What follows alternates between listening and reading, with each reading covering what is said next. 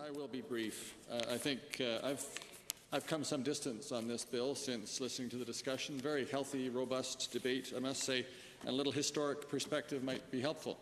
When I started in this legislature 12 years ago, it was, in fact, as a result of one Environment Minister, Lorne Taylor, who ensured that I got fired back in 2002 for the temerity to speak out on the importance of climate change to health, and not only in violation of free speech, I guess I would say, but also disrespectful of a professional acting in a professional capacity on behalf of all the medical officers in the province, let me say, at a resolution of our association.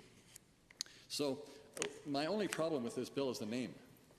It's clearly like George Bush's clean air policy back in the a decade ago, and his momentum to bring coal higher and higher on the energy scene and call it clean coal, that I see this kind of Orwellian disconnect between the name and the purpose of the bill.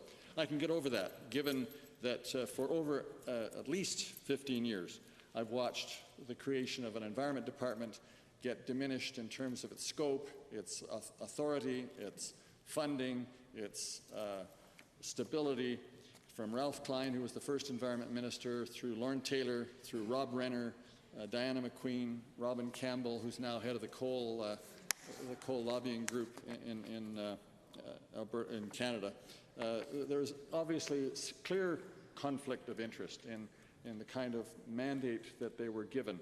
And in fact, when I asked Rob Renner, then environment minister, what he thought his role was, he said it's not to protect the environment, it's to develop with a minimal environmental impact. Oh, okay, I said, well, who's acting for the environment then? It's up to the public, I think was his comment. Well, frankly, it's government's responsibility to act on behalf of the public and ensure that and I don't think any of us want big government or small government. We want right size of government to do the job for Albertans, for the long-term public interest. So the conflicting mandates that have come through this government, the neglect of the environment for at least a decade, very much a second-class order in terms of funding, the separation of sustainable resource development and forestry initially, then to their credit, they moved it back in under environment and sustainable resource development was one of the last iterations before the change of government.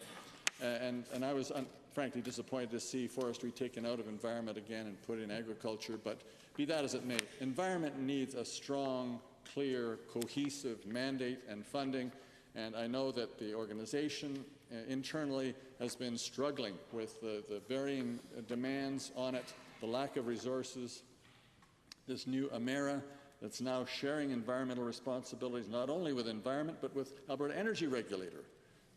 This cannot be sustained in terms of efficient and effective environmental monitoring and enforcement. So I've come full circle and will be supporting this bill. Thank you, Madam Chair.